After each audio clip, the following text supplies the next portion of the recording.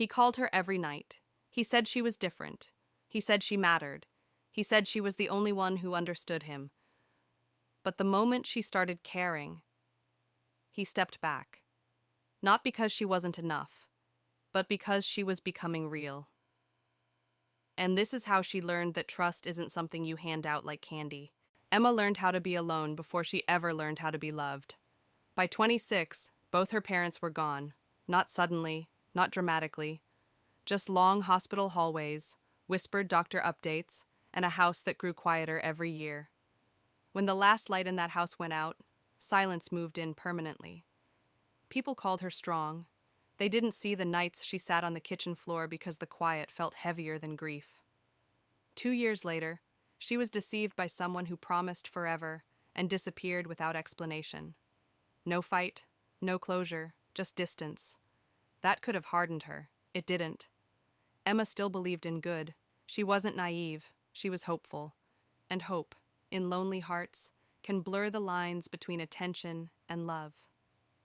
Emma was talented, creative, charming without trying. She painted emotion into canvases. She designed things that made ordinary spaces feel alive. People admired her calm voice, her thoughtful mind, the way she listened without interrupting. Daniel noticed that too. Daniel worked long corporate hours. Stress followed him home like a shadow. The first time he called Emma after work, his voice sounded exhausted. "You're the only person I can really talk to," he said. Emma sat on her couch, surrounded by sketchbooks and half-finished ideas. The apartment was quiet. Too quiet. Being needed felt warm. Warmth feels like love when you live alone. At first it was easy. They talked about work, dreams, childhood memories, fear of failure. Emma spoke to him like a friend, nothing more. Daniel admired her charm. "You're different," he would say. "You're not like anyone else." His voice would soften at night. His compliments would linger longer.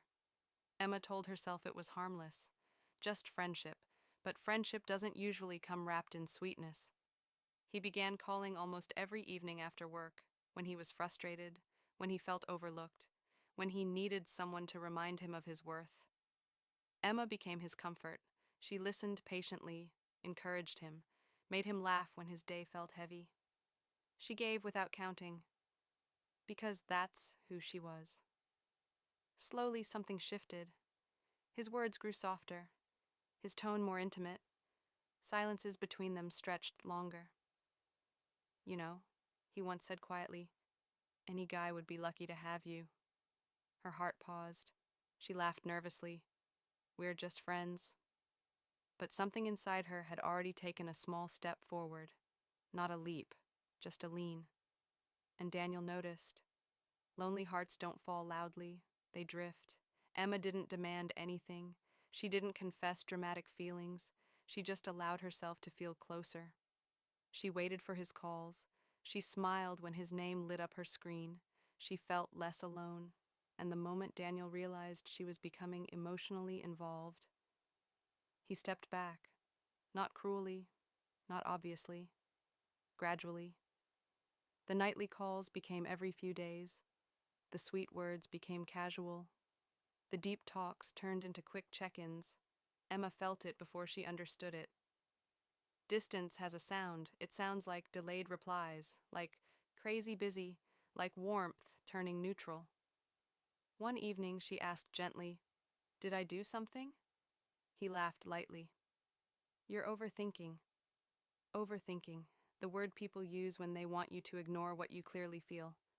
So she shrank. She stopped mentioning how much their talks meant. She responded slower. She pretended she wasn't waiting. And Daniel relaxed again. Because he didn't want her heart. He wanted her availability. Whenever he felt tired after work, he called. Whenever he felt stressed, he leaned on her. Whenever he needed reassurance, she was there.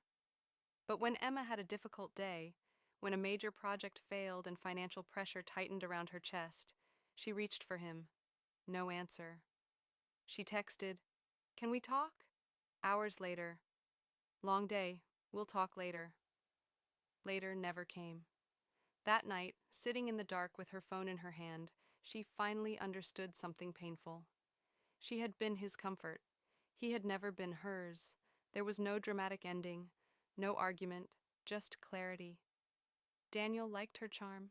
He liked her softness. He liked how she made him feel understood. But the moment her feelings became real, he withdrew. Not because she wasn't enough, but because real emotion requires responsibility, and he only wanted convenience. The next time he called after work, his voice heavy with stress, she answered calmly. He talked. She listened. But when he paused, expecting her warmth to wrap around him again, she said gently, "I can't be the only place you land when you're tired." Silence. After that, the calls slowly disappeared. No explanation, just absence.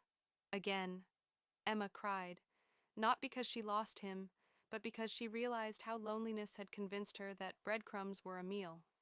But this time, she didn't chase answers. She gave herself one. Some people don't fall in love with you. They fall in love with how you make them feel. And when they sense your heart attaching, they step back. Months passed. Emma began observing instead of assuming. She stopped confusing attention with intention. She stopped mistaking sweet words for security. And one quiet evening, sitting by her window as the sun dipped below the city skyline, she whispered something that changed everything. Trust isn't something you hand out like candy. It's something people earn through consistency, actions, and truth. Pay attention to patterns, not promises. This time, the words weren't advice. They were protection. Eventually, someone else entered her life.